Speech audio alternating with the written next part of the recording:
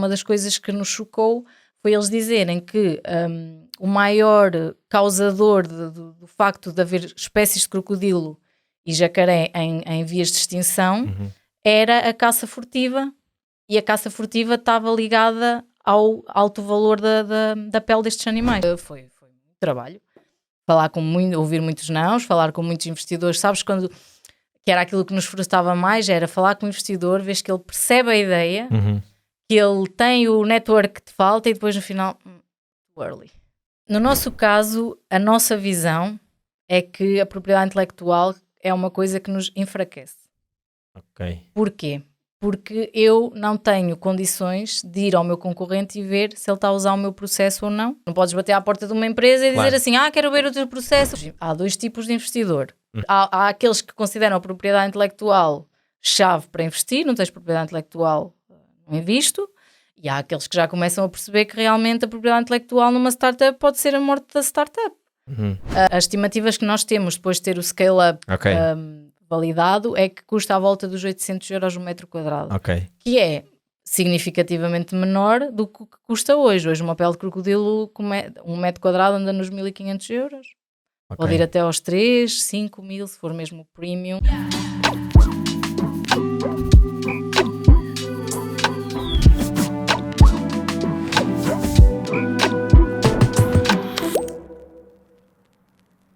Bem-vindos a mais um episódio do Founder Tales, o podcast que vos transporta ao backstage das startups portuguesas e vos conta as histórias dos seus founders. O episódio de hoje é patrocinado pela Offcoustic, que tem por missão criar espaços mais confortáveis para as vossas chamadas em contexto de trabalho. Para isso, oferece um modelo de subscrição mensal das suas cabines, que é o sítio onde estamos agora, que é ideal para startups, coworks ou pequenas e médias empresas. Por isso, se identificam com esta necessidade e se querem saber mais sobre a Offcoustic, consultem o link na descrição. Vamos para o episódio. Olá Maria João, bem-vinda.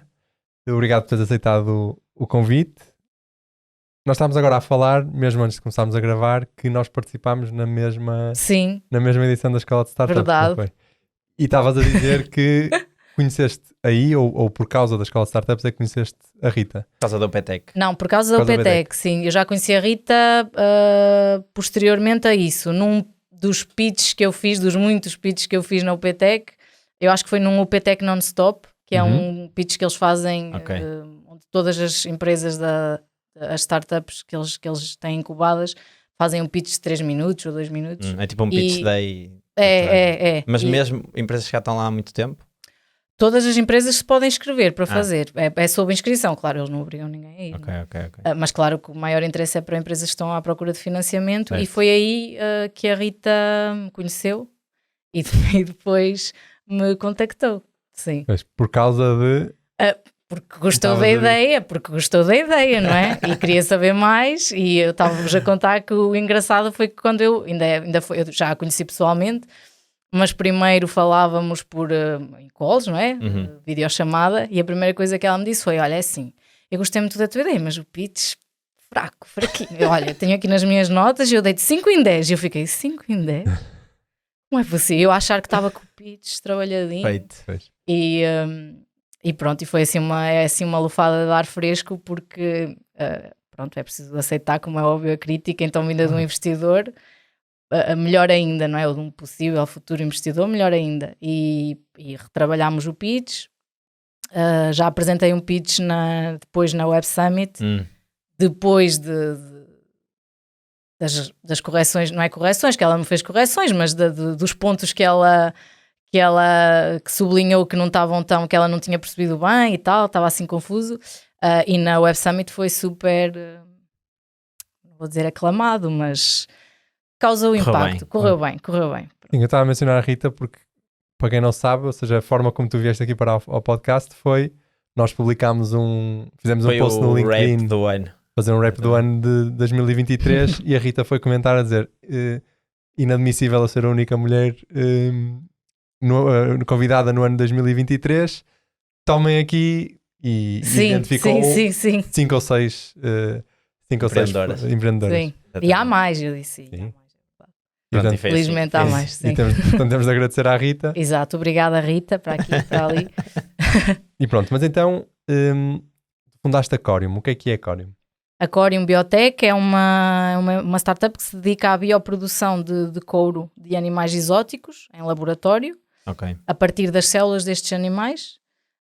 E o objetivo principal é conseguirmos produzir um material que seja em tudo semelhante ao natural, mas tirando os animais da equação. Ou seja, não é preciso uma morte de um animal ou nenhum sofrimento do animal.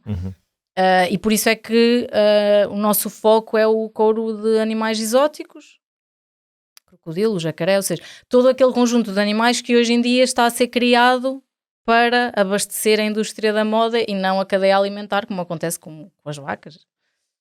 Ou seja, esses animais, só a única função da criação deles é... Não é a única função, mas porque a principal. a principal, sim. Porque imagina, um couro de vaca, primeiro a vaca, o animal vai para abate para consumo alimentar. E depois o couro é um subproduto. Aliás, se tu fores ver a definição de couro na União Europeia, no site da União Europeia, aparece lá subproduto da cadeia alimentar, agroalimentar. No caso dos exóticos é diferente. Embora, obviamente, que nos lugares onde há a produção, a criação destes animais, a carne se coma, a carne de crocodilo come-se, mas eles não estão a criar animais para produzir carne. Sim, se calhar aí até é mais a carne que é a carne é o subproduto, pois, sim. Exato. Pois o crocodilo também não deve ter um output muito alto de carne. Deve ser mais rentável criar gado do que isso sim, animais exóticos. Sim, certamente. Mas essa pele de animais exóticos é usada principalmente na indústria da moda. Da moda de luxo, sim. Ok. E como é que surgiu o vosso produto? A nossa ideia. Exato. Olha, tanto eu e a Margot, por isso a Corium é fundada por duas fundadoras, e eu e a Margot, durante o doutoramento, nós fizemos um doutoramento em Biologia Celular e Molecular, e durante o doutoramento nós já tínhamos a ideia, não forçosamente de montar um negócio as duas, mas já tínhamos a ideia que queríamos criar valor e usar as tecnologias que nós estávamos a aprender, porque uma das tecnologias que desenvolvemos era a de reconstrução de tecidos, reconstrução de pele humana. Obviamente que no contexto do doutoramento era para fazermos estudos de medicinas, mais do que medicina generativa, no nosso caso até era conseguir identificar mecanismos de ação implicados no início da progressão tumoral, de cancros cutâneos, pronto. E era mais para conseguir ver em 3 dimensões o que é que acontecia. E tínhamos essa ideia e depois, coincidentemente, fomos apresentar os nossos trabalhos a um congresso de dermatologia, é o mais importante congresso de dermatologia mundial, que nesse ano tinha sido na Flórida, em Orlando. E depois aproveitámos e tirámos umas férias e dentre as coisas que vimos fomos a um parque natural que é o Everglades, não sei se vocês conhecem, que é uma reserva natural de jacarés importante na Flórida. Aquelas zonas assim mais pantanosas. Isso, a zona pantanosa. Onde há muitas notícias de malta a morrer com jacarés e etc. Sim, onde se fazem o CS Miami, não sei se passa a publicidade, mas eles filmam muito lá com aqueles barcos, sabes? Que tem a ventoinha atrás. Com a ventoinha, nós fizemos o passeio e no final, eles juntavam, era feito por grupos, não é? Eles juntavam o grupo e davam assim uma espécie de aula sobre a importância de preservar habitats, etc. E uma das coisas que nos chocou foi eles dizerem que o maior causador do facto de haver espécies de crocodilo e jacaré em vias de extinção era a caça furtiva, e a caça furtiva estava ligada ao alto valor da pele destes animais. Pronto, então nós saímos de lá assim, um bocado chocadas com aquilo, porque realmente é difícil acordares um dia e pensar, os crocodilos, teres uma empatia com o animal, não é? Sim. Mais depressa pensas, vou fugir, do que pensas, olha, eles estão a ser de alguma forma explorados. Sim, não há uma realidade com a qual é uma realidade muito longe daqui da Europa, não é? Pronto. E começámos a pensar que se nós conseguimos reproduzir a pele humana, recolher células humanas de pele e depois reproduzir, que se calhar também era possível fazer isso com animais. E pronto, a ideia começou aí. Estávamos em 2018. Depois, entretanto, continuámos desenvolver na tese, o doutoramento. E a ideia, nós começámos incubadas na UPTEC em fevereiro de 2020. Okay. Foi aí que o doutoramento foi feito em França, em Nice. E depois eu mudei-me para Portugal, já depois, no final de 2019 já estávamos a querer avançar com o projeto, a pensar onde é que iríamos incubar. Pronto, eu conhecia aqui a UPTEC, vimos algumas possibilidades em França, mas achámos que aqui que era o mais viável financeiramente e também para potenciar os contactos que eu tinha daqui, porque eu formei, sim, o meu primeiro curso foi aqui, eu sou farmacêutica, tirei aqui na Faculdade de Farmácia. Então já tinha assim um network mais ou menos estabelecido, ou pelo menos já sabia com que pessoas é que podia falar. Pronto, eu vim em dezembro de 2019 para aqui e em fevereiro, em janeiro fui ao UPTEC. Eu acho que já tinha ido lá anteriormente, mas pronto, em janeiro fui lá e começámos em fevereiro. Ok. Então, queres explicar mais ou menos como é que funciona o processo neste momento? O processo De forma muito simples para quem não então, percebe nada da coisa. nós retiramos uma biópsia de pele do animal. Quando eu digo uma biópsia é uma coisa muito pequenina, tipo 1 centímetro quadrado, 2 é mais que suficiente.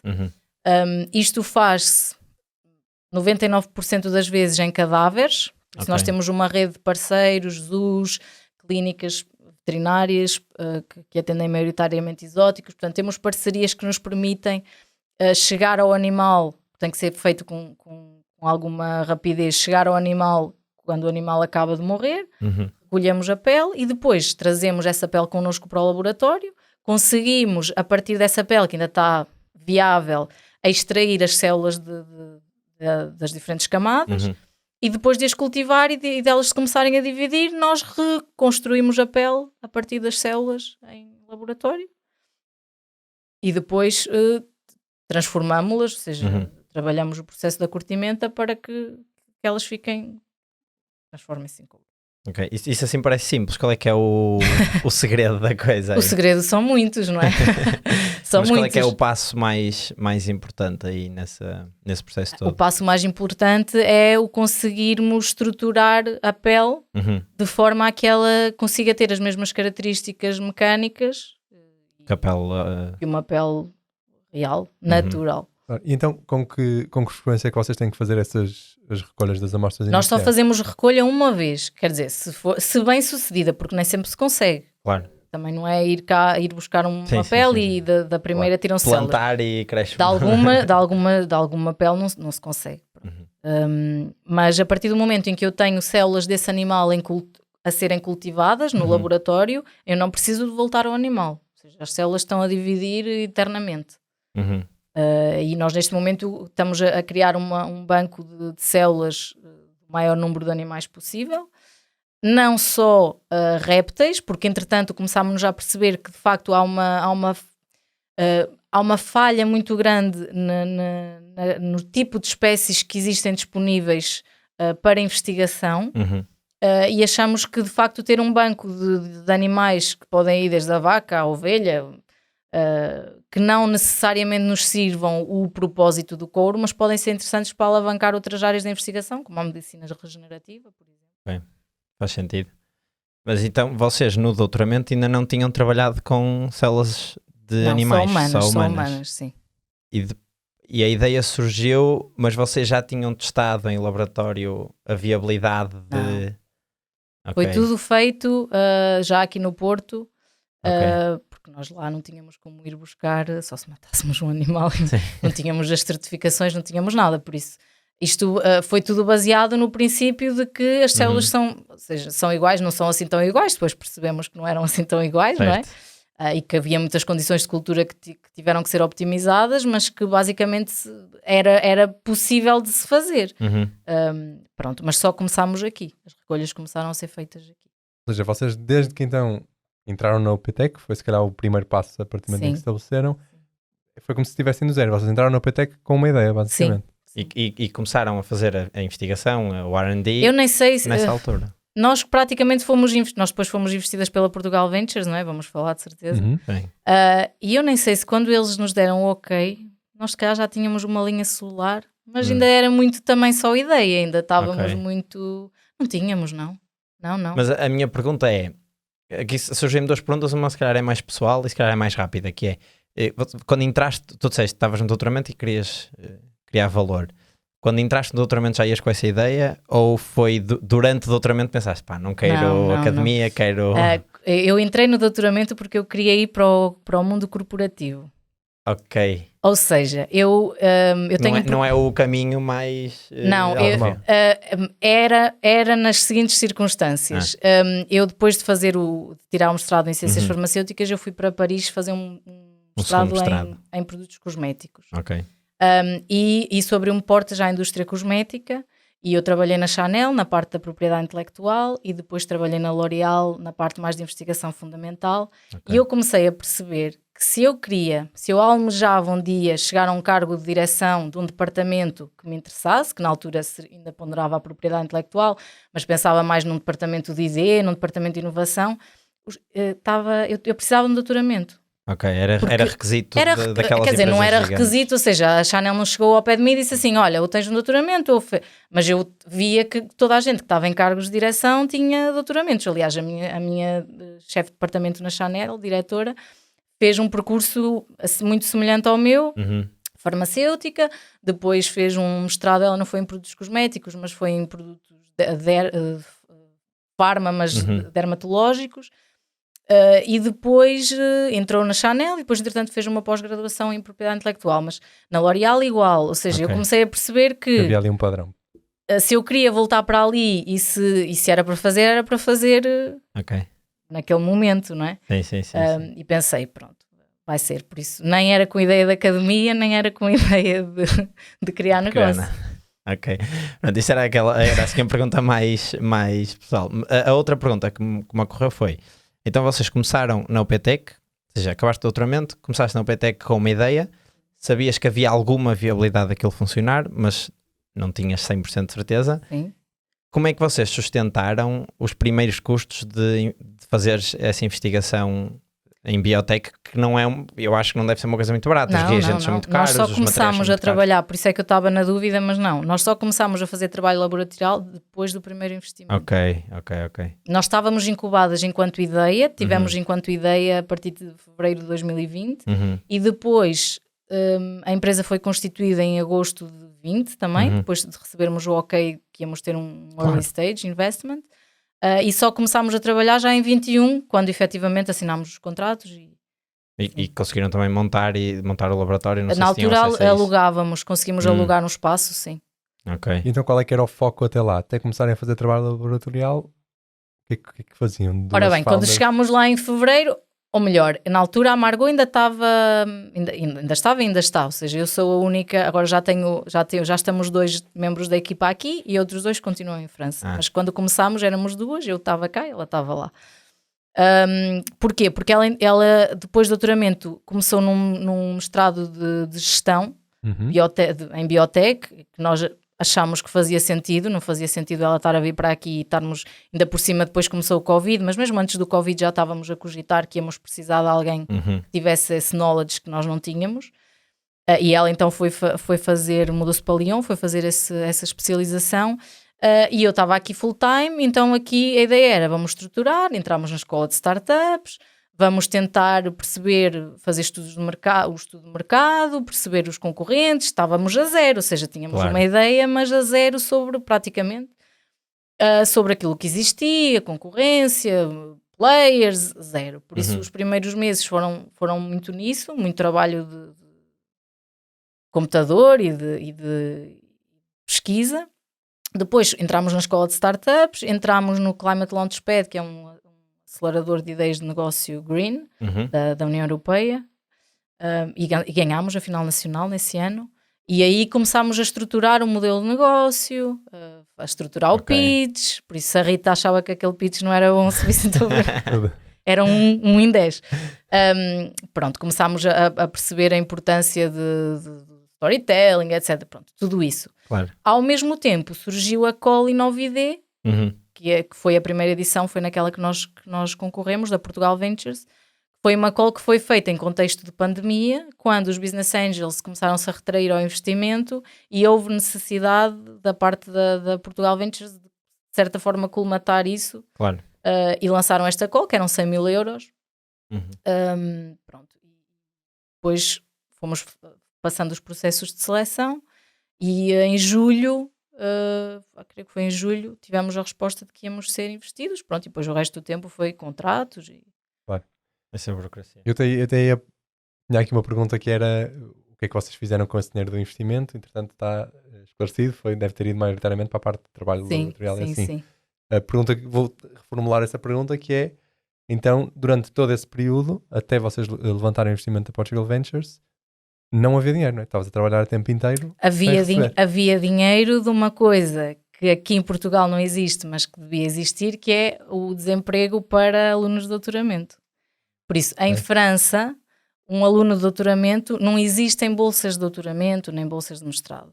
Existem contratos a termo certo, que te dão, quer seja mestrado, doutoramento ou pós-doc, que te dão as mesmas condições de qualquer trabalhador por conta de outro. Okay. Portanto, eu já tinha trabalhado 2 anos como engenheira na L'Oréal, numa colaboração já com o Centro Nacional de Investigação Científica. A esses 2 anos acresceram os 3 anos de tese e, portanto, eu saí e tinha o meu fundo de desemprego. E ainda há uma coisa mais incrível que eles têm lá, que é: tu podes usar esse desemprego para criar o teu negócio. Ou seja, eles sabiam que... Podes pedir o valor total do... O valor total não podes pedir. Podes pedir, se quiseres injetar no negócio, podes pedir, acho que é até 60% ou 50%, não quero estar a... Não podes pedir o total, mas podes usar o desemprego que eles te dão mensalmente para te manteres enquanto estás a desenvolver a ideia. E aí tens os 100% ou não? Não percebi. Aí tens os 100% até ao fim ou seja, não tens os 100% de uma vez, mas vais recebendo, claro. vais ou seja, recebendo mensalmente. Não é o facto de abrires uma empresa que és considerada já empregada da tua própria Exatamente. empresa. Exatamente, mas é mais do que isso, porque tu não precisas de abrir uma empresa. Tu vais à reunião com o centro de emprego de onde estás inscrita, com a pessoa que te acompanha, e tu dizes assim: olha, eu quero desenvolver este projeto. Claro que eu na altura lhes disse que muito possivelmente seria para ficar em França, não é? Pronto, não era, claro. mas verdadeira no sentido em que há este negócio, estou a tentar desenvolver este negócio, tenho aqui a minha colega que está em Lyon a trabalhar, a fazer um mestrado, que na altura era uma formação paga, na altura ainda é, para fazer também, conseguirmos as competências que precisamos e tal. Pronto, e isso foi o que nos manteve. Pronto, infelizmente aqui em Portugal com as bolsas não é assim, não é? Pois. Mas devia ser. Então havia o risco de, ao fazerem o desenvolvimento com o dinheiro dos investidores e não ser possível, já havia o risco de vocês gastarem o dinheiro de todos os investidores e não ser possível chegarem a nenhum produto. Havia o risco, claro. Mas quem investe em early stage também sabe que há sempre esse risco, não é? Mas normalmente, ou pelo menos a ideia que nós temos, e até era uma questão que nós tínhamos falado, que era engraçado abordar, é que neste tipo de indústrias, biotech, que são coisas assim mais deep tech, em que existe uma componente gigante de R&D antes de chegar a um produto, muitas das vezes o que acontece é que são spin-offs ou de grupos de investigação, ou mas isso continuação de PhDs. Isso foi uma das coisas que nós quisemos cortar desde o início, porque há um momento, se nós estivemos lá a falar nisso com uma incubadora associada à universidade, e houve a possibilidade de nós podermos começar a fazer trabalho laboratorial à parte, para testar a nossa solução. Só que o que é que acontece? Nós íamos ficar sempre, toda a propriedade intelectual que nós pudéssemos submeter ia ficar sempre parte da universidade, e depois negociações de quem é que tinha o quê e por quanto é que a universidade vendia, etc. E nós nunca quisemos isso. Claro. E na altura foi assim foi uma decisão um bocadinho naive, porque realmente nunca quisemos, porque achámos que ia dar muito trabalho, e agora temos vindo a ver que foi o melhor que fizemos, claro. Porque dependendo da universidade que é, eu acho que agora, pronto, as estruturas das universidades até estão-se a moldar ao que existe, que é muito difícil a biotech existir sem financiamento, e por isso o normal é as spin-offs existirem. Mas de facto, muitas vezes as propriedades intelectuais são muito complicadas a negociar, e nós, para não haver dúvidas nenhumas de quem era a propriedade intelectual, preferimos correr este risco. Foi uma escolha pronto, eu sei que há muita, pronto, o problema das spin-offs é muitas morrem, infelizmente, por causa disso. E há mesmo muitos investidores dos problemas de propriedade intelectual, porque há muito investidor que não investe se a propriedade intelectual não tiver na empresa, não é? Se for de uma universidade. Por isso, previamente à entrada dos investidores, é uma conversa que tem sempre que se ter sobre quanto é que vale, quanto é que, pronto, e depois dependendo do valor que a universidade achar que aquilo vale, pode ser mais ou menos viável de comprar, não é? Sim. E no vosso caso, há um valor muito grande em manter a propriedade intelectual, não é? Ou seja, claro. Há empresas que não faz sentido. Empresas de software, por exemplo. Olha, no nosso caso, a nossa visão é que a propriedade intelectual é uma coisa que nos enfraquece. Ok. Porquê? Porque eu não tenho condições de ir ao meu concorrente e ver se ele está a usar o meu processo ou não. E também não tenho condições de, testando o produto dele, perceber se ele é copiado do meu ou não. Claro, ou seja, vocês vão ter todo o custo de manter a propriedade intelectual sem nunca a poderem enforçar, não sei se isto não é forçar, é sem nunca podermos, sim, é isso, sem nunca podermos ir atrás de quem achamos, porque assim, tu não podes bater à porta de uma empresa e dizer assim, quero ver o teu processo, porque... Agora, há dois tipos de investidor. Há muitos tipos de investidor, mas neste assunto há dois tipos. Há aqueles que consideram a propriedade intelectual chave para investir, não tens propriedade intelectual, não invisto. E há aqueles que já começam a perceber que realmente a propriedade intelectual numa startup pode ser a morte da startup. No nosso caso, nós submetemos uma propriedade intelectual que eu acho que está muito bem desenhada, porque ela é abrangente o suficiente para cobrir tudo o que nós fazemos, mas é vaga o suficiente para não estarmos a dar segredos do processo em si. Certo. É muito vaga. Agora, se nos serve de alguma coisa, eu acho que para o investidor acaba por ser uma garantia de que aquilo existe, de que aquele processo existe, de que nós não estamos a ir comprar a pele além e dizer que fomos, sei lá. Se calhar é mais isso, é ter uma segurança de que a ideia está a ser feita, não é? Mas temos muitas coisas que daqui para a frente sabemos que queremos manter em trade secret. Ok. Sem dúvida. Vocês, quando receberam um investimento da Portugal Ventures, recebiam um investimento contra alguns objetivos em termos de investigação? Não. Ok, era mesmo, Sem usem capa, este valor no banco, para... Façam... Giram-se, Sim. vocês acharem melhor. Sim. Mas aquilo é contra equity ou é fundo perdido? Aquilo é não, aquilo é uma...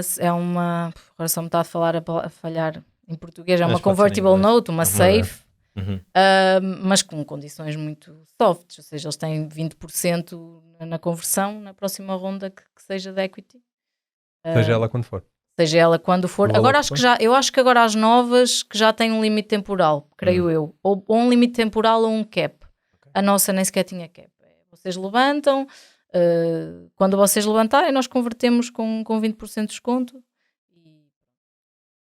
Isso nisso é uma coisa que não, aqui em Portugal sim. Ninguém fazia isso. Pois a ideia que eu tenho é que gera algum dinheiro público ou de fundos. Sim, eles têm público, eles têm fundos que têm investimento privado e público. Público, pois. Sim. E então isso foi uma das medidas fomentadas, claro, no pico do Covid. E entretanto já fizeram mais edições. Eu não sei se abriram a terceira, se foi a quarta. Acho que foi a quarta.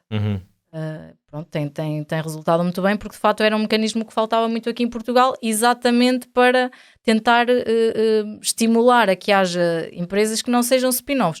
Aliás, nós somos spin-off da Universidade do Porto, mas somos spin-off não por causa de parte do método ter sido desenvolvido lá, mas pelas ligações que temos à Universidade do Porto, eu ser alumni, pronto, e temos esse selo de spin-off.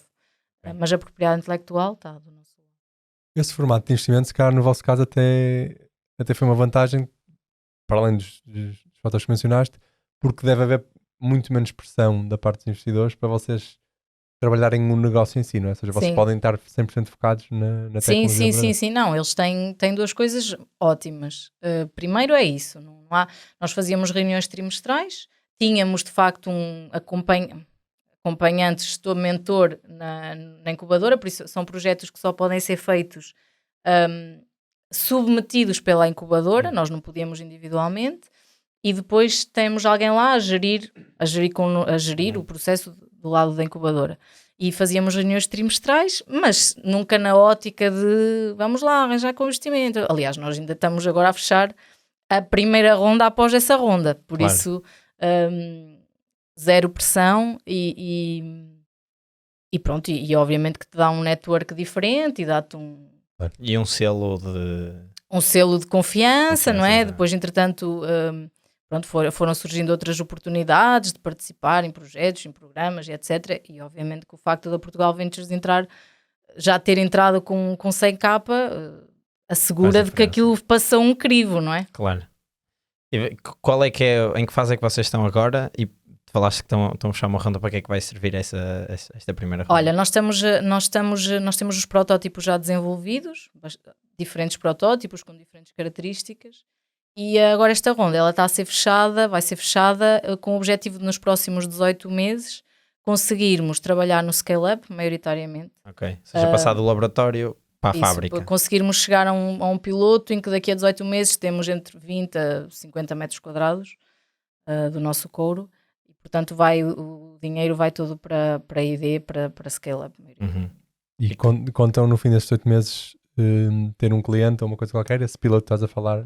Sim, a ideia será, ou seja, nós tivemos, pronto, a sorte também dá trabalho, mas tivemos a sorte de a ideia ter sido muito bem acolhida pelos players da moda de luxo, principalmente por não só principalmente, mas também por aqueles que usam neste momento o crocodilo ainda e o jacaré, esses animais, porque tens dois tipos de players. Tens players como a Chanel, por exemplo, que desde 2018 que disse eu não quero mais usar este tipo de produto. Claro. Porque eticamente, porque isto, porque aquilo, pronto. E esses até eram aqueles que nós achávamos que primeiro, quando começámos a falar iam aderir mais. Que iam aderir, mas não são, porque esses deixaram de ter problema. Uhum. Disseram que não queriam e não é que têm as soluções, deixaram de comercializar, pronto. E então não estão com essa pressão. Os outros, já tivemos imensas manifestações de interesse de clientes que estariam interessados e que estão interessados em fazer um piloto connosco, em fazer parte do desenvolvimento connosco, principalmente na parte de curtimenta, porque realmente a nossa especialidade é desenvolver a pele, não é? Mas depois cada casa destas tem os seus métodos de a transformar e de a trabalhar. E então há muito interesse da parte deles de poder pegar na pele e ver como é que ela se comporta e como é que eles podem trabalhar. E para nós também, claro, há todo o interesse, porque no final eles é que vão ser os clientes, não é? E vocês têm alguma empresa assim desse género a trabalhar convosco já? Temos. Boa. Boa. Sim, ainda não a trabalhar connosco no piloto, mas já a trabalhar connosco em pequenas... Algum aconselhamento? Não é aconselhamento, imagina, eu mando-lhe umas amostras, é feedback. Ok. Eu mando-lhe amostras, eles dizem, está bem, queremos mais, menos, elasticidade, ou seja, é muito importante este feedback que nós vamos tendo deles, porque ajuda-nos não só a melhorar o protótipo em si, mas também, obviamente, que dá confiança de que eles estão interessados numa fase posterior em poder avançar com alguma coisa em conjunto. Neste momento, também não é do nosso interesse fecharmos com o cliente sem termos o produto num estado em que... Claro. E receber feedback de outros, porque claro, sim. Pode ser interessante para eles, claro. E não ser interessante para... É isso, por isso ainda temos que alargar mais, mas pronto, termos já um potencial cliente que esteja disposto a dar-nos feedback sobre isto, já é. E do que vocês têm ouvido de parceiros, futuros clientes, possíveis clientes, há alguma... O valor da vossa solução está só na parte ética e ecológica ou há mais algum fator que faça com que a vossa solução possa ser mais apetecível? Obviamente que o valor maior é na parte ética. Claro. A parte ecológica também, porque acabamos por consumir muito menos água, temos processos que são muito mais verdes, mas obviamente que a grande preocupação deles é eticamente, porque é aí que eles vão perder o cliente. Não é? Neste momento já está a haver uma pressão muito grande dos consumidores de parar de usar e já há migração de consumidores de uma marca tradicional. Imagina, alguém que compra muito na Louis Vuitton, que se calhar já está a passar a comprar mais na Chanel porque já é contra o facto de haver produtos de crocodilo. Mas também trazemos a vantagem do preço, ou seja, conseguimos ser competitivos também em termos de preço, porque, principalmente na pele de crocodilo, que é caríssimo. Imagino também que em termos de depois, ainda não é o caso, mas quando conseguirem produzir em massa, em termos de consistência do material, também seja muito mais fácil de garantir do que nos vários crocodilos diferentes que mas existem. no caso do crocodilo a beleza também é essa. Ok. É não ser sempre igual. Ou claro, sempre... a beleza do crocodilo, beleza, pronto. Sim. Facto do crocodilo também ser tão... E as peles exóticas no geral serem valiosas, é porque são mais raras, claro. Porque o contexto da qualidade também é diferente, mas também porque acabam por ser únicas, não é? Pois. Pronto. Mas nós conseguimos, a ideia é que nós com a nossa técnica consigamos também mimetizar isso ao ponto de termos, claro, tens que ter uma qualidade mecânica, essa tem que ser padronizada, não é? Exato. Mas em termos de aspecto final não ser chapa 5, não é? Sim. E isso é uma coisa que eles, aliás, isso foi uma coisa que eles levantaram que nós não tínhamos pensado. Ok. Um deles... quando falou connosco, uma das primeiras coisas que perguntou foi: mas vai ficar tudo igual? Pois. É que isso interessa menos. Claro. Agora estava a pensar, há uma grande parte do marketing que essas marcas fazem devido a isso, ou seja, ser ultra raro e ultra exótico e único. Portanto, eu tenho uma carteira de pele de crocodilo que vai ser diferente da que ele tem porque o meu crocodilo era diferente do crocodilo dele, não é? Mas quando isso começar a ser produzido, eu não vou dizer massivamente, porque acho que também não é o caso, mas em maior quantidade, será que as marcas vão, em vez de pegar no pele de crocodilo na mesma e é exótico por isso, e vão criar uma nova linha de produtos que são produtos biotech e fazem o marketing por aí? É ser exótico por causa disso. Exatamente, é exótico porque foi feito em laboratório. Talvez, é assim, eu sei que o que nós vemos é que estas marcas de luxo com quem nós falamos, eles querem exclusividade de setor, ou seja, sim. Eles também não estão muito se ele dissesse assim, isto custa 20 euros no metro quadrado. Pois. Não interessa.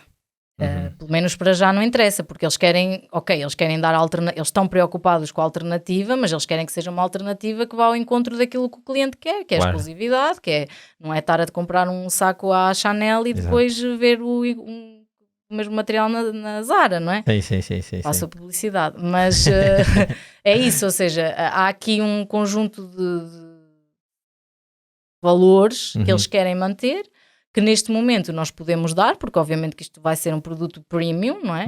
Nem que mais não seja por toda a ideia que é preciso colocar e todo o financiamento para desenvolver as estruturas. Sim. Não te vou dizer que daqui a 20 anos, se calhar, mas também daqui a 20 anos eles já estão noutra. Já estão noutra, claro. Mas então, há alguma estimativa de quanto é que ficaria o preço? Era isso que eu ia perguntar, porque há uns anos, ou há algum tempo, eu estava a pensar numa indústria que é semelhante, que é a carne feita em laboratório também. Sim. E houve uma notícia do primeiro hambúrguer que foi cultivado em laboratório e que foi comido, e acho que o hambúrguer custou 100 mil euros. 250 mil 250 mil euros. Ou seja, aquilo não deve ser o custo de produção daquele, deve ser já com o ID todo para trás. Claro, sim. Quanto é que fica um metro quadrado de pele de crocodilo? Hoje é um valor exorbitante, mas as estimativas que nós temos depois de ter o scale-up validado é que custa à volta dos 800 euros um metro quadrado, que é significativamente menor do que custa hoje. Hoje uma pele de crocodilo, um metro quadrado anda nos 1.500 euros. Pode ir até aos 3, 5 mil, se for mesmo o premium. O premium é, imagina, sem arranhões, por isso conseguimos ser competitivos também em termos de preço. Claro que a nossa ideia é que a solução seja internalizada no cliente. Ou seja, nós não queremos ser fornecedor, queremos ser fornecedor de tecnologia e, portanto, não vamos vender metros quadrados. Ou seja, vocês não vão vender a pele, vão vender a tecnologia. Vão implementar uma tecnologia qualquer num sítio e depois dar suporte. Sim. É engraçado, não tinha pensado. Também não, o óbvio para nós era vão produzir pele e vendem pele. Não. Não, porque olha, em todos os custos depois de... Não faz sentido de muitas formas. Primeiro, porque a infraestrutura que é preciso construir, porque é assim, se eu vender pele, não posso vender pele provavelmente só para um cliente, é impossível. Certo. Ou seja, a infraestrutura que íamos ter que ter ia ser gigante. Depois, custos com stock, custos de transporte, custos de... depois a ideia será, se o modelo tiver, a unidade tiver introduzida no cliente, nós podemos afinar para aquilo que o cliente quer. Quando eu digo 1 metro quadrado, isto é o standard, mas imagina que o cliente só quer fazer pulseiras. Sim. Pronto, então vamos uniformizar aquilo para outro tipo de formato, para tentar que o desperdício seja o menor possível. E daí faz sentido que a solução, embora a tecnologia de base seja a mesma, mas que ela possa ser customizada e a linha de produção entre para cada cliente. Sim, Mas, sim. e essa ideia ou essa opinião foi informada com base na opinião dos clientes? Já Também. tiveram clientes a dizer que preferiam dessa forma do que... Temos clientes que preferem assim, temos outros que não. Preferiam comprar o produto. Sim, as duas coisas. Pois. Não há assim um consenso sobre... Não tem de lidar mas, por exemplo, nós quando olhamos para a nossa concorrência, no exótico ainda não há, mas no couro de vaca já há 4 ou 5 empresas. Olha, uma delas foi cofundada pelo que fez o hambúrguer, pelo Mark Post. E não é essa não é essa, é a Vitro Labs, que está assim mais num estado mais avançado. Eles querem ser suppliers. Pronto, eles estão a fazer o modelo deles, eles já injetaram, eu acho que eles já foram investidos em 50 milhões, coisa assim. E eles querem construir unidades e ser fornecedor. É outro modelo de negócio. Sim, também é um modelo que tem muito mais escala e que não exige tanta especificidade. Claro, e também eles estão no couro de vaca, não é? Pois ou seja, também para conseguirem... Não estamos a falar de quantidades completamente diferentes, exato, não é? Exato. Isso é... E não tem tanta especificidade, não é? Para ela de ser muito mais semelhante. Não, eu acho que aqui eles não conseguem estar... Claro, eles não conseguem estar... Se produzes em massa, tens que produzir igual, não é? Claro. Não tens... Pronto, mas também lá está, o couro de vaca tem menos... propriedades. E não é propriedades, mas vale menos, mas tem menos, lá está, ou não tem padrão, não é? Ou, pronto, é mais fácil de produzir em massa e do cliente não... Claro que um cliente, nem que seja de luxo, não te vai dizer, quero que seja tudo diferente. Claro. Vocês conseguem, portanto, produzir a pele ao mesmo nível em termos de propriedades do que a pele real. Mas é possível, por exemplo, vocês alterarem o processo para produzir pele melhor do que a pele real, ou seja, porem mais características mecânicas, seja mais resistente à abrasão ou algo do género? Conseguimos, sim. Isso depois ainda é outro... Claro, podemos optimizar. Imagina que outra dimensão. Claro, imagina que um cliente diz assim, eu não gosto desta pele desta serpente, gostamos, mas se pudesse ter mais resistência, é muito elástica e tal. Sim. Aí é uma pele, aí é que já não é pele de serpente, não é? É pele de serpente modificada, vá. Pele de serpente supersónica. Pele de serpente, exato. Transgénica. Exato. Não. Nós não alteramos, não trabalhamos com genes, nada. Isso é só celularmente, mas sim, é possível, sim. E aliás, esses protótipos são os que nós estamos agora a afinar, para poder também dar ao cliente uma escala daquilo que é possível fazer, em termos de espessura, em termos de... Ok. E vocês veem isto a ser aplicado em mais indústrias? Ou seja, esta passagem do mundo real, entre aspas, claro, para o laboratório. Já vimos na carne, agora na pele, se há mais outras... Assim, de culturas celulares, há muito mais alimentos. Aliás, já tirando a carne, há imensos alimentos a ser produzidos. Por exemplo, já há leite também a ser produzido. É fermentadores, mas pronto, também é a mesma ideia da agricultura celular, porque eu quando eu penso em agricultura celular não penso só em células animais. Seja célula, não é? Depois também há na parte do têxtil, vamos dizer, tens o couro, tens o pelo. Também há pelo? Sim, há empresas que trabalham no desenvolvimento de pelo também. Sim. Há seda também, ou seja, no têxtil também já começa a haver. Agora, assim, mais que eu conheça, de materiais outros não conheço. Depois já há o tradicional para regenerações cutâneas. Sim. Qual é que, no caso da carne, eu acho que tenho ideia, pelo menos do que ouço e do que leio, que o desafio é maior do que no caso da pele que tu estás a explicar agora. Porquê? No caso da carne, o maior desafio é o scale-up, que tem que ser muito maior. Certo. Se tu queres que isto seja viável financeiramente, economicamente, tu tens de produzir muitas toneladas de carne, não é? Sim. É um preço muito Há mais baixo. gente a comer carne do que há pessoas a usar malas da Chanel.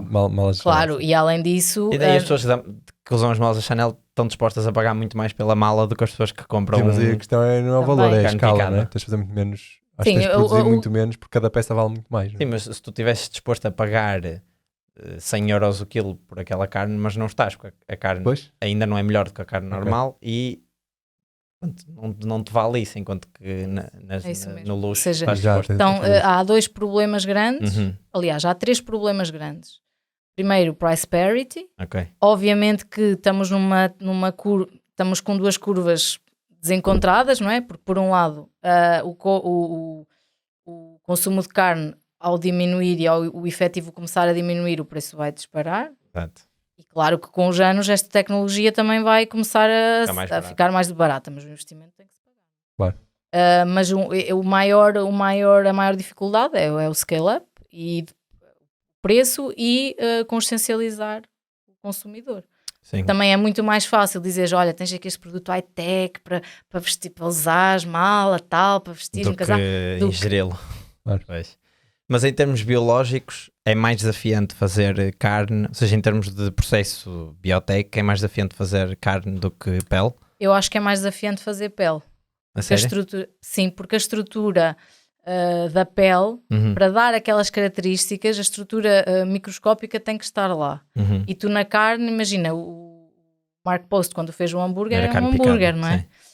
sim. Agora já em Singapura, acho que é nuggets que eles vendem, o peito, se calhar é peito de frango, já Ok. começaram com os nuggets. Agora acho que vendem também já peito de frango. Mas pronto, é carne compactada, Sim, não é? sim.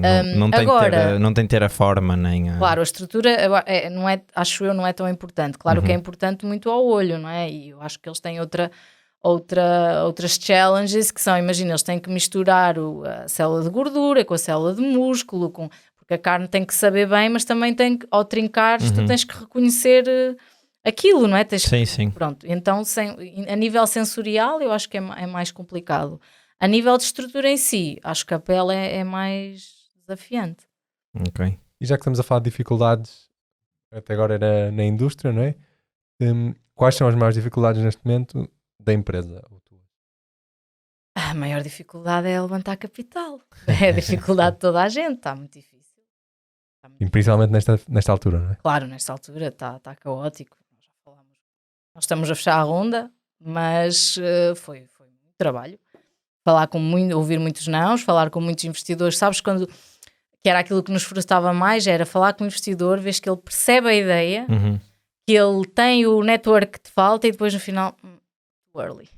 Ok. Sabes? É aquela coisa de, espero que pronto. Mas alguém tem de investir em early, porque senão as Claro, coisas não alguém tem que acontecem. investir em early, pronto, e finalmente encontramos quem queira investir em early, mas a maior dificuldade é essa, e depois é assim, quanto mais tempo tu passas e já não tens dinheiro e queres, ou estás a ficar sem dinheiro e tens o cliente a dizer, faz mais isto, faz aquilo, tal, e tu não podes porque não tens dinheiro, estás a ficar, Pois. é complicado, sim. Mas achas que é mais difícil o passo que vocês deram até agora, que foi provar que é possível e criar uns primeiros protótipos de pele, ou agora o scale-up do laboratório para a fábrica? Eu acho que o primeiro passo foi mais difícil porque éramos mais limitadas em recursos. Uhum. Agora vamos começar a contratar, ou seja, é uma coisa que precisamos muito, que é de concentrar também massa crítica, não só em ID, mas também em desenvolvimento do negócio. Claro. Isso é um passo muito importante. E já vamos com outra segurança, ou seja, já fizemos o trabalho de pesquisa, já percebemos, vamos um bocado na onda do que se faz no alimentar, da carne cultivada.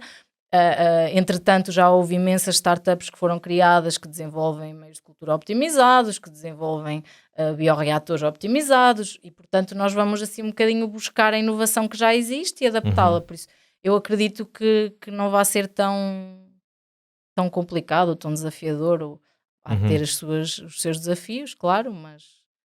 Será mais... vai dar, não é? Sim. Tem menos risco. Menos risco, sim. As pessoas neste momento são 4. Sim.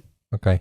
Vocês as duas fundadoras? Somos nós as duas, depois temos um sócio que entretanto entrou, que é mais da parte de comunicação e Pronto, e apoio já um bocadinho ao visual e marketing.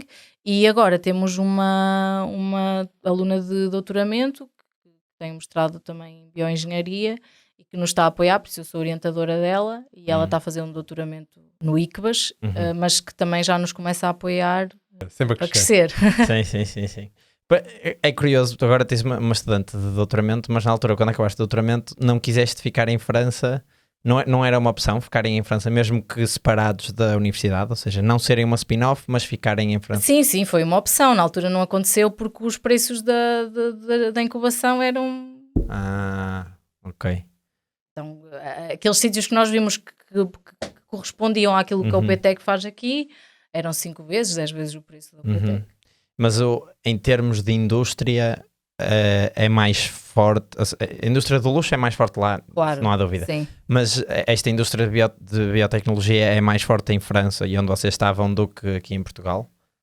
A indústria de biotecnologia é forte em França, mas mais na farma. Ok. Tudo o que seja health, farma, etc. Em termos de tudo o que não é... Pronto, nós estamos a fazer uma biotech non-related, não é? Não é assim tão forte. Ok. E depois lá está, foi o que eu disse no início, que o facto de eu já conhecer um bocadinho aqui o ecossistema também foi uma vantagem para virmos para aqui. E eu acho que ainda nos candidatámos lá a um tempo de incubação em Paris, mas não conseguimos. Pronto, e depois surgiu a oportunidade de virmos para aqui. E agora não ponderam eventualmente depois voltar para lá? Ou? Para já não, porque assim nós conseguimos chegar aos clientes na mesma, Claro. mesmo em termos aqui, se quisermos fazer testes em indústria de curtimento, é imenso, não é? Claro. Curtimento aqui é Principalmente forte, cá no norte. no norte Sim. e centro, e por isso não estamos assim tão deslocadas daquilo que é a realidade têxtil do couro, não é? Então, Uma coisa que eu por acaso não percebi muito bem, tu no início falaste dos tais parceiros que vos permitem fazer as recolhas das amostras. sim. São parceiros locais, ou melhor, Aqui, portugueses? Sim, português, claro, sim. A amostra tem que chegar ao laboratório rapidamente, sim. Mas Só poderia ser um parceiro internacional se nós fôssemos lá formá-los para fazer técnica, não é? São vocês que fazem as recolhas? Sim. Não, a recolha é feita por um veterinário da pele, mas Sim. depois somos nós que fazemos o isolamento das linhas. Sim.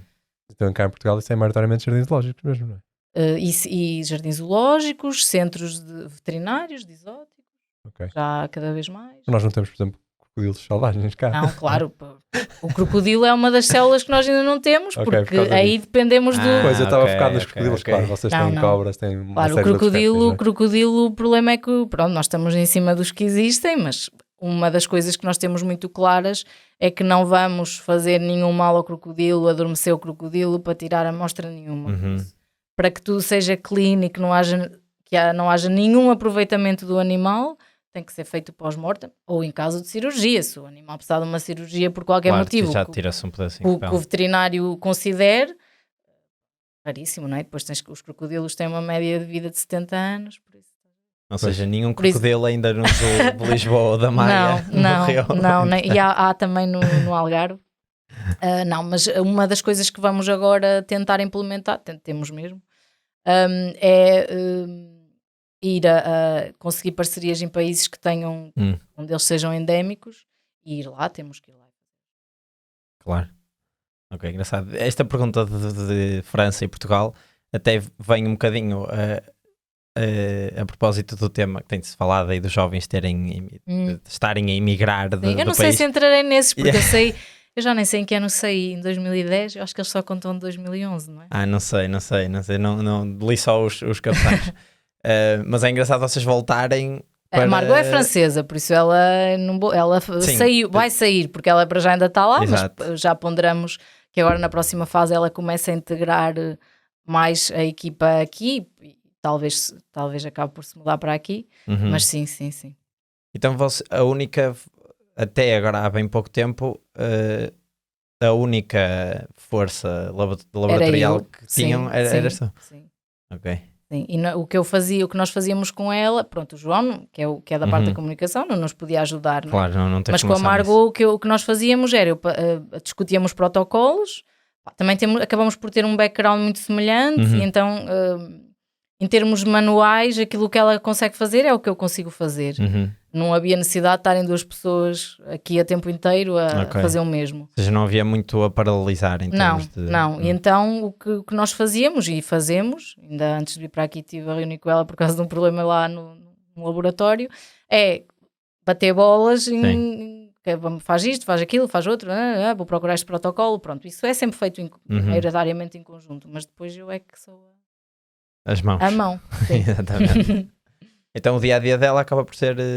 Ela trabalha, ela agora trabalha, ela já acabou a formação dela, trabalha numa espécie de incubadora, onde tem projetos de biotech, gera projetos de biotech e está na Corium para já a tempo parcial. Ok. Vamos fazendo reuniões no tempo que ela tem disponível para a Corium, e depois a ideia será que, porque nós sempre priorizamos a investigação e não ter 2 forças a trabalhar. Claro. Se tivéssemos backgrounds muito diferentes, podia justificar. Sim. Neste caso não justificava. E agora a ideia é que ela comece a ser integrada mais, mas obviamente que já nunca vai fazer parte laboratorial, também ela não gosta muito, mas já não vai fazer porque agora temos a Sofia e depois vamos integrar novos membros e mesmo eu vou deixar de fazer, não é? Claro. É a evolução Fica só natural. Não é das orientar. espécies, mas é Exato, das empresas. exato, das startups. E ela estar a tempo parcial não foi um obstáculo a conseguirem arranjar investimento? Na primeira fase, não. Na segunda fase, sim. Ou seja, no early stage, não.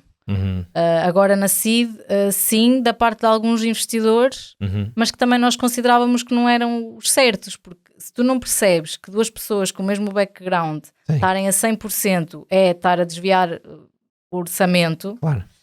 Então também, neste caso específico, então também não és o investidor certo. Sim. Pronto, e eu costumo dizer que é assim, eu é que estou a 100%, mas ela é que tem mais trabalho, porque ela tem o trabalho dela e este, não é? Claro. Vocês estão à procura mais de dinheiro de investimento de risco? Sim. Ou fundos europeus que haja para inovação, Não, nós agora etc? vamos fechar uma ronda, fundo privado 100%. Depois com essa ronda, claro, queremos tentar alavancar alguma coisa em... Algumas bolsas ou... Bolsas, alguma coisa em financiamento público, sim. Ok. Europeus. Como é que a academia pode ajudar este tipo de startups que não querem ficar presas como spin-offs? É com projetos, com submissão de projetos. Olha, ainda agora estou a trabalhar num projeto mais para explorar a parte das possibilidades de curtimento que nós temos e os compostos, e estou a trabalhar com duas unidades de investigação pública.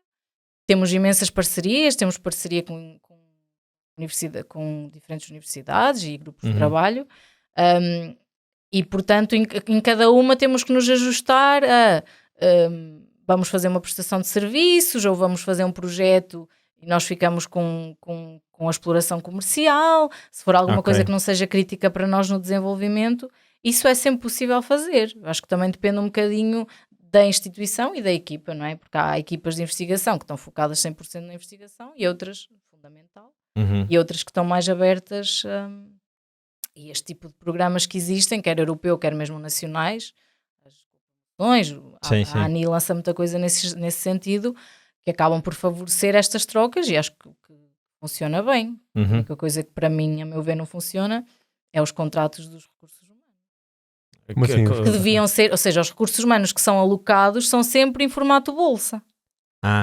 Ou seja, do lado da academia e não do... Não, o recurso humano que é alocado num contexto de um projeto público, eles são alocados em forma de bolsa. Certo, ou seja, não há um contrato de trabalho. Sim. Okay. Eu isso acho que estamos assim um bocadinho atrás de... Mas, por exemplo, no caso da estudante de doutoramento que vocês têm... Ela para já está com... eu não sei, sim, ela para já está com uma bolsa. Ok. É uma bolsa, ou seja... Vocês submeteram o projeto para uma instituição? Não, nós submetemos o projeto em parceria com a instituição com quem trabalhamos. Ela tem uma bolsa dessa instituição, eu sou orientadora dela, e a ideia é que gradualmente ela comece a integrar mais o projeto e que no final passe a ser nossa funcionária. Ok.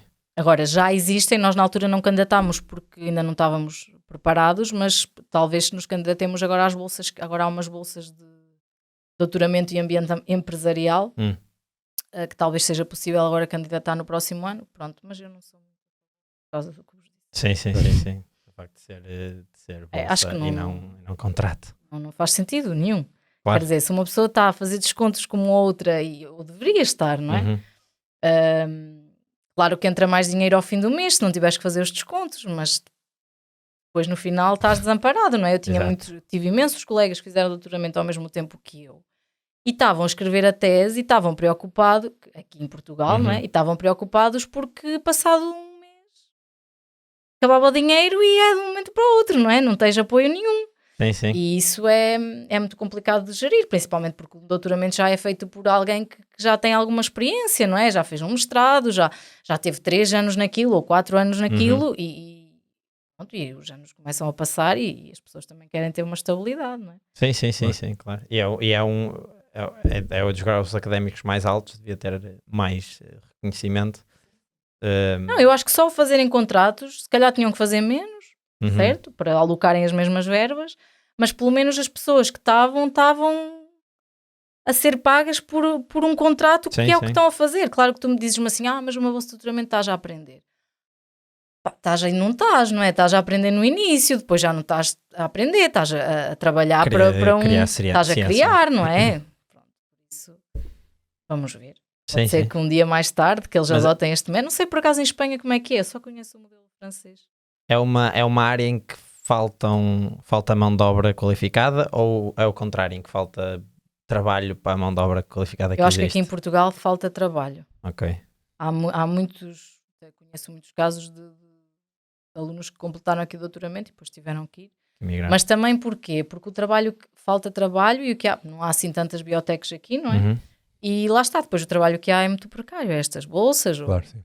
é os bolsas pós-docs, ou depois consegues até um contrato com um laboratório público, mas também é um contrato a termo certo, e tu vais para a França e são logo contratos a termo indeterminado, não é? Claro.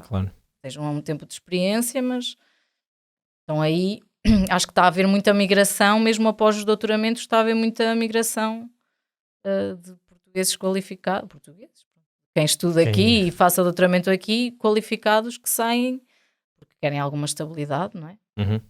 E mesmo durante o doutoramento, se quiserem fazer lá fora, certamente terão condições melhores do que fazê-lo aqui. Também, sim. Mas eu acho que agora já se vê mais, se calhar quando eu saí, o que se via mais era sair-se para fazer doutoramento e ficar fora, e aqueles que ficavam no doutoramento conseguirem depois continuar com os pós-docs e até conseguirem uma posição. Agora já estou a ver mais alunos que terminam o doutoramento e saem para fazer pós-docs. Lá está, ok, continua a ser um pós-doc, porque há muitos que querem continuar em ambiente académico, mas em detrimento disso o que mais querem é obviamente ter uma vida estável e... Sim. Ok. Quando acho que podemos se calhar começar não. Acabar mesmo. Sim. Para fechar, vamos fazer a pergunta do costume, que é, vamos-te pedir um conselho que tu gostavas que tivesse sido dado quando começaste, ou seja, no início da tua carreira. Da minha carreira empreendedora. Ou não. No teu caso estão fundidas, não é? Portanto...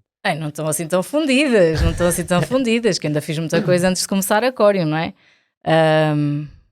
Um conselho que gostava que me tivessem dado? Olha, pronto, focando aqui no empreendedorismo, procurar aconselhamento profissional para a parte financeira. Ok. Foi uma coisa que nós descurámos durante muito tempo. Os planos financeiros eram feitos por mim e pela Margot, baseado em tipo templates do Y Combinator e coisas assim. E descurámos isso muito tempo e depois percebemos que estávamos a fazer uma. Mas era uma coisa que era muito... Os fundos de investimento dão muito valor a esses planos? Dão, claro. Dão. Okay. Tem que ser tudo estruturado. Mesmo numa fase tão early? Sim. Tens de ter um plano de não só, ou seja, quando eu digo plano de negócio, a parte financeira tem que estar lá, tem que estar justificado para onde é que tu gastas, o que é que tu gastas, o que é que vai ser, coisas que é considerado intangível, o que é que não é, pronto, tudo isso. Isso é conhecimento que não é muito fácil de obter sem... Opa, tu consegues, mas depois de... Uma coisa é tu perceberes, não é? Sim. Porque opa, nós fazíamos imensos workshops e eu ainda faço muita coisa. E eu entendia, só que de entenderes até montares uma folha, Concretizar. concretizar e montares uma folha que esteja correta e coerente, vai um passo muito largo. Claro. Então isso acho que foi assim a coisa que se calhar nos atrasou um bocadinho no início. Ok. E é o conselho que dou. Mas nesses planos planos financeiros tão early stage, eu suponho que o mais importante até é como é que vamos gastar o vosso dinheiro e não previsões de vendas ou etc. Não, é isso, como é que, mas tem que haver já uma previsão, ou seja, o investidor está a entrar, já está a pensar quando é que vai sair. Claro. Então tu tens que conseguir de alguma forma, por mais descabido que possa parecer, porque assim, o plano financeiro não é uma coisa estanque, Sim, nem o plano de negócio, não é? Vai evoluindo de acordo com aquilo que vão sendo os resultados que vão sendo dados e clientes e etc. Mas de facto, não tanto para o early stage. No early stage não tivemos, quando tivemos o primeiro investimento da Portugal Ventures, não tivemos esse problema, mas logo a seguir, quando começámos a levantar a ronda seed, percebemos que que era uma coisa que desde o momento em que percebemos que precisávamos até termos procurado ajuda especializada, ainda houve uns meses grandes. Muito diferente dos outros. Foi, nunca tínhamos recebido este, não. É um conselho novo. Pronto, está feito. Mais um episódio. Obrigado, Maria João, Obrigada eu. Parabéns, é um formato ótimo e parabéns, vocês ainda são novinhos. Então é bom estar a ver assim gente nova a fazer coisas interessantes. Parabéns. Obrigado. Pronto, vejam os links que têm na descrição, subscrevam, deixem like, essas coisas todas, já sabem, Spotify, YouTube, e vemos